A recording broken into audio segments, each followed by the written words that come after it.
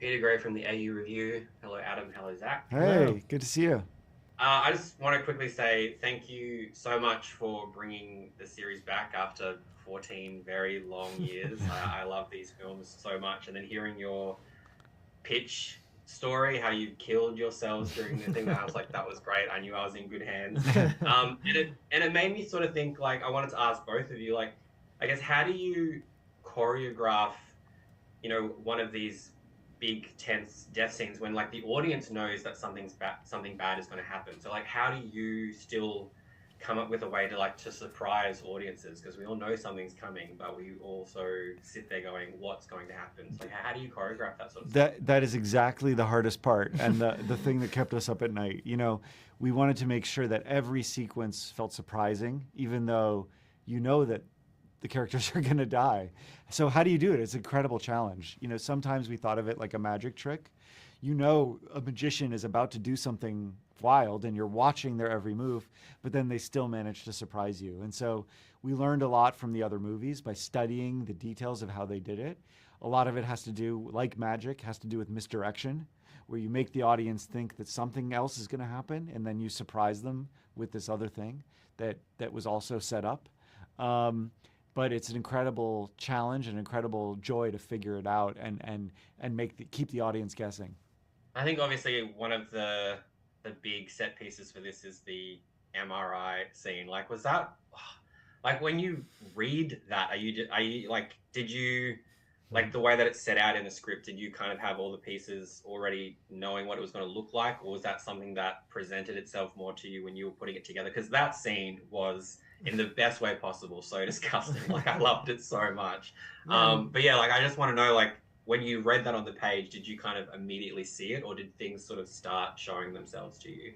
Yeah, I mean, I think these movies in particular are highly iterative over the course of a very long time. So, Mm. uh, you know, your audience might think that a finished script appears, the director opens it, and then just figures out how to shoot it. But this is a very different process. This is years of people going, what would be a great set piece, and then together with the writers and the producers, researching all the things that could go wrong with an MRI machine, figuring out how all those things could be within a geography of each other, how they're lined up, where the doors are, why is there metal objects inside of a room that shouldn't have metal inside of it? Why are they there in the first place? Why are they there in the first place? What are they talking about? Where's the clipboard?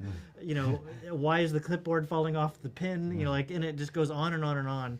And it takes years of it not working for a very long time. You write a bad version of the scene, and then you show that to people. You get feedback. You do iteration. You meet with people that are in charge of making objects move around the room, and you realize that they have really good ideas that are different than what's in the script. And you change the script, and then you do storyboards, and it just goes around and around and around for years.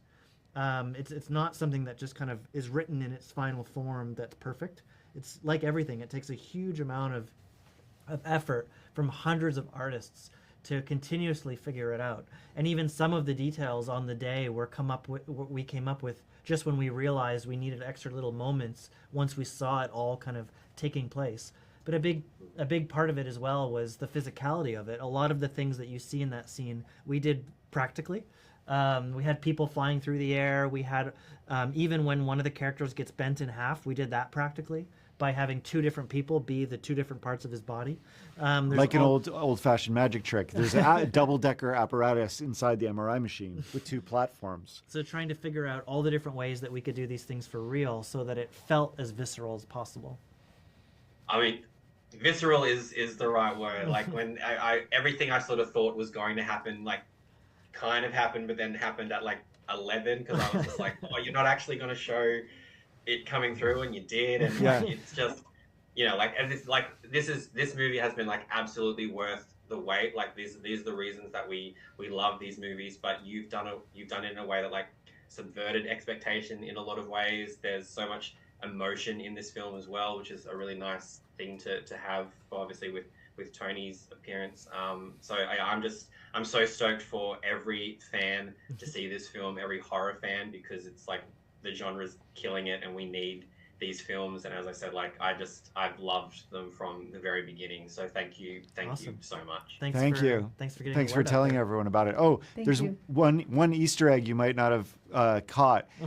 Final Destination 5's poster with the metal coming through the skull. That's exactly how Eric is torn apart in the MRI machine. Every piece of metal is in the same place as FD5's poster. So check it out.